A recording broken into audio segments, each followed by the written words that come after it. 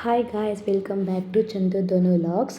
ಇವತ್ತಿನ ಕೆಲಸ ತುಮಕೂರಿಂದ ಸ್ವಲ್ಪ ದೂರದಲ್ಲಿ ಇತ್ತು. ಹಾಗೆ ಬರಬೇಕಾದ್ರೆ ನಮ್ಮ ಅಕ್ಕ ಒಂದು ವೀಡಿಯೋ ಮಾಡ್ಕೊಂಬಂದ್ಲು.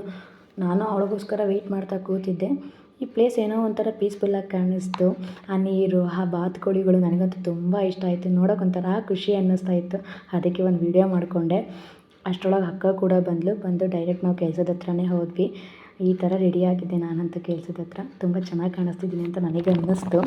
ಅಷ್ಟರೊಳಗೆ ಜನಗಳು ಊಟಕ್ಕೆ ಬರ್ತಾರೆ ಅಂತ ಹೇಳಿ ಎಲೆ ಬಾಟ್ಲು ಎಲ್ಲ ಹಾಕಿ ಈ ರೀತಿ ಡೈನಿಂಗ್ ಹಾಲ್ ರೆಡಿ ಮಾಡಿದ್ವಿ. ಜನಗಳು ಊಟಕ್ಕೆ ಬಂದರು. ಬಾಳೆ ಎಲೆ ಊಟ ಅಂದರೆ ನನಗಂತೂ ತುಂಬ ಇಷ್ಟ. ನನಗೆ ಅಂತ ಏನು, ಎಲ್ರಿಗೂ ತುಂಬಾ ಇಷ್ಟ ಆಗುತ್ತೆ. ಇವತ್ತಿನ ಐಟಮ್ ಸ್ವಲ್ಪ ಜಾಸ್ತಿನೇ ಇತ್ತು. ಒಂದು 25-30 ಐಟಮ್ ಇತ್ತು. ಎಲ್ಲರೂ ಒಂದೊಂದು ಐಟಮ್ ಅಂತ ಫಿಕ್ಸ್ ಮಾಡ್ಕೊಂಡ್ಬಿಟ್ಟಿದ್ರು.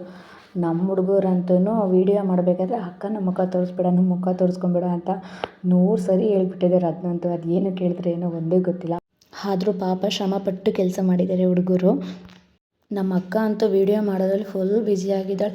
ಎಲ್ಲಿ ನೋಡಿದ್ರು ಯಾವ್ದು ನೋಡಿದ್ರು ವೀಡಿಯೋ ಮಾಡಿಕೊಂಡೇ ಇರ್ತಾಳೆ. ಕೊನೆಗೆ ನಾನಂತೂ ಡೈನಿಂಗ್ ಹಾಲ್ ಫುಲ್ ನೋಡ್ತಾ ಇದ್ದೀನಿ, ಎಲ್ಲಿ ನಮ್ಮ ಅಕ್ಕ ಅಂತ ಯಾವುದೋ ಮೂಲೆಯಲ್ಲಿ ನಿಂತ್ಕೊಂಡು ವೀಡಿಯೋ ಮಾಡ್ಕೊಂಡು ನಿಂತಿದ್ದಾಳೆ.